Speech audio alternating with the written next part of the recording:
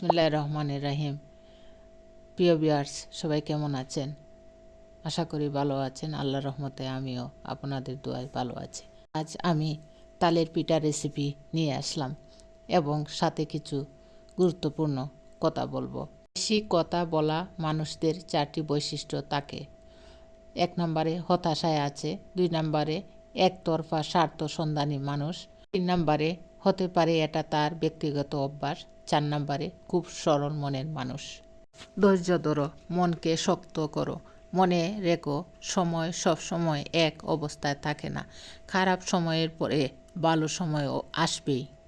জীবনে কখনো কারো ওপর নির্ভর করো না, কারণ প্রত্যেকে একদিন না একদিন বদলে যাবে নতুন কাউকে পেলে। উপরওয়ালার আশীর্বাদে পাওয়া প্রত্যেকটা জিনিস নিয়ে সুখে থাকো, কারণ উপরওয়ালায় ওটা দেন না যেটা তোমার ভালো লাগে, উপরওয়ালা ওটা দেন যেটা তোমার ভালো হবে। অতিরিক্ত চাহিদায় মানুষের পতন ডেকে আনে। কিছু সম্পর্ক এভাবে ভেঙে যায়, একজন কথা বলার জন্য অপেক্ষা করতে থাকে আর অন্যজনের ইচ্ছাই জাগে না। নদী সামনের দিকে বয়ে যায়, ঠিক তেমনি জীবনকে নিয়ে সামনের দিকে ভেবো, অতীতকে ভেবো না। ওদের জীবন বাড়ি থেকে দেখাশোনা করে বিয়ে দেওয়ার পর যদি সংসার ভেঙে যায় তাহলে বলবে কি করবি বল, তোর ভাগ্যই খারাপ। আর নিজের পছন্দ মতো বিয়ে করার পর যদি সংসার ভাঙে তখন বলবে নিজে বেশি বুঝে গিয়েছিলি, ঠিক হয়েছে। আমাদের সমাজটা এরকম, তাই নিজের মতো করে বাঁচো। সমাজ তোমার চোখের জলের ভাগ কোনোদিনও দিবে না। এই বিষয়টা বুঝে নাও, মূর্খ তোমাকে বুঝতে পারবে না আর তুমিও কোনোদিনও মূর্খকে বুঝাতে পারবে না। যদি কেউ কোনোদিন তোমায় ছোট করতে চায় তবে ভেবে নেও তুমি তাদের চেয়ে অনেক উপরে আছো। খোলা চোখে তুমি তোমার মতো জিনিস দেখতে পাবে আর বন্ধ চোখে তুমি মনের মতো জিনিস দেখতে পাবে।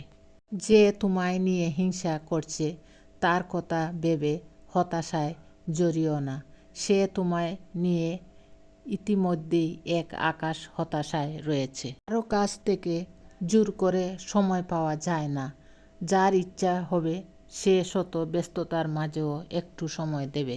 স্বার্থ ফুরিয়ে যাবার পর যে তোমায় জীবন থেকে সরিয়ে দিয়েছে ভেবো সে মারা গেছে।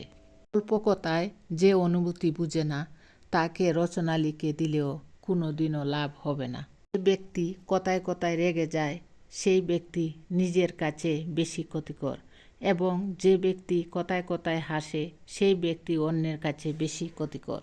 প্রকৃত জয়ের মজা পেতে গেলে একবার তোমাকে হারতে হবেই।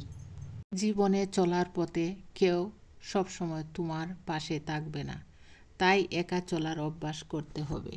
পৃথিবীতে দুটি জিনিসের অনুভূতি লিখে প্রকাশ করা যায় না, 1 নম্বরে পাওয়ার আনন্দ, 2 নম্বরে হারানোর যন্ত্রণা। প্রিয় ভিউয়ার্স, আমার এই ভিডিওটি যদি আপনাদের ভালো লাগে তাহলে লাইক, কমেন্টস ও শেয়ার করবেন। আসসালামু আলাইকুম।